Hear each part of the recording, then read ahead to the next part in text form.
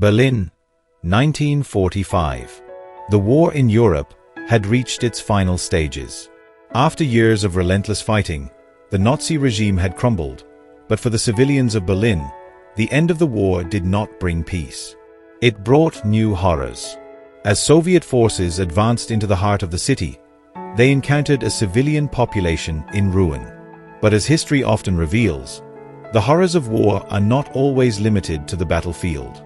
One of the most harrowing and underreported aspects of the fall of Berlin was the widespread sexual violence perpetrated by soldiers, particularly the Red Army. In this video, we will examine the events surrounding the rape of Berlin, the scale of the atrocities, the victims, and the lasting impact on both the German people and the Soviet soldiers.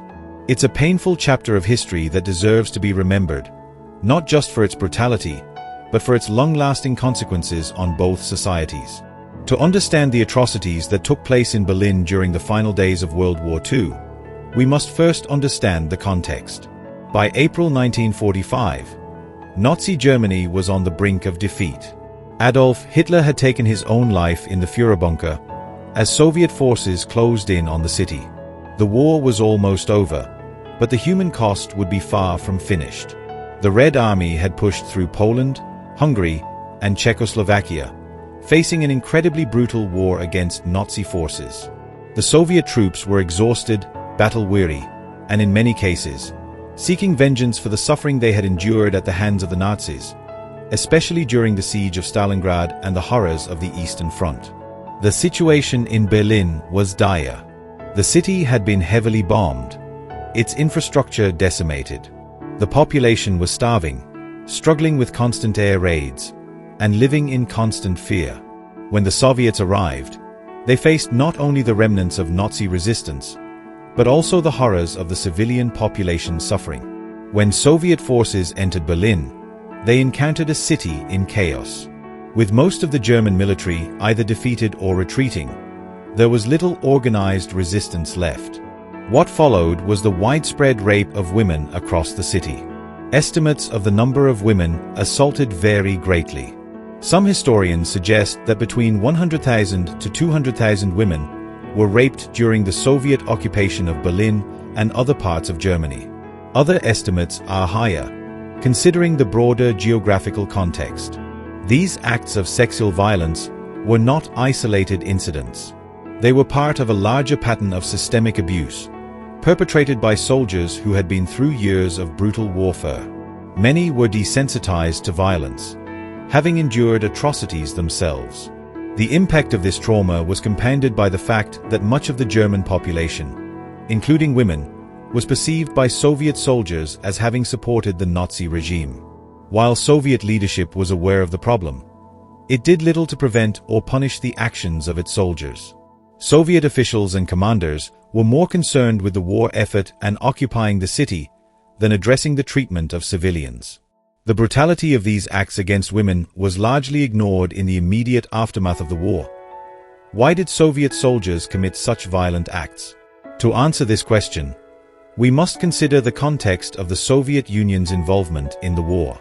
Soviet soldiers had faced some of the most brutal and inhumane conditions during the war, especially on the Eastern Front. The brutality of the German military, the siege of Leningrad, the massacre of Soviet civilians by the Nazis, and the horrors at Stalingrad left deep psychological scars. Many Soviet soldiers, especially those who had survived the horrors of the Eastern Front, saw their victory as personal retribution. The Germans had invaded their homeland, and now, as the war neared its end, they took out their anger on the civilian population of Berlin. The Soviet leadership, including Joseph Stalin, did little to stop these actions, as they were largely preoccupied with occupying the city and securing Soviet interests in post-war Europe.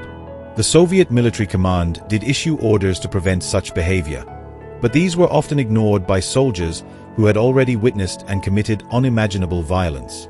The psychological toll on both the victims and the perpetrators of the sexual violence during the fall of Berlin is immeasurable.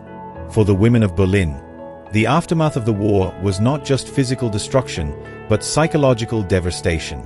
Women of all ages, mothers, daughters, grandmothers, were subjected to unimaginable horrors. Many of these women were left with lifelong trauma and were often stigmatized by their communities, silenced by shame and fear. The psychological effects on the soldiers of the Red Army, many of whom had experienced intense violence and suffering, were equally significant. Many soldiers were suffering from what we now recognize as post-traumatic stress disorder, PTSD. The sheer brutality of the war, combined with the rage and resentment they felt toward the Germans for the atrocities committed during the war, fueled their violent actions. However, this is not to excuse the actions of the soldiers. It is merely to understand the complex psychology at play in the moment. While Soviet forces were primarily responsible for the sexual violence in Berlin, other Allied forces, including the Americans and British, also had a presence in Germany at the time. However, their responses to similar incidents were very different from the Soviets. US and British forces were less involved in such widespread acts of sexual violence, though isolated incidents did occur. The US military did take some steps to address the issue, particularly after the end of the war, but much of the violence was simply overlooked in the rush to rebuild post-war Europe. The Soviet Union, under Stalin's leadership, made little to no effort to hold soldiers accountable. Even though some commanders tried to address the issue within their ranks, the scale of the violence in Berlin and other occupied German cities was overwhelming. The stories of the women who lived through the rape of Berlin are incredibly painful. Many survivors have shared their experiences in interviews and books, some of them published decades after the war. These stories recount the horrors of the Soviet invasion and the deep trauma that many women carried with them throughout their lives. Many women who were raped were left to endure the shame and psychological scars in silence, as post-war Germany became a place of reconstruction rather than reflection on these atrocities. One story that has been shared in various memoirs tells of a woman who was raped multiple times by Soviet soldiers in the streets of Berlin. She was left to wander the city, her body battered and broken, as the war's end did little to stop the violence.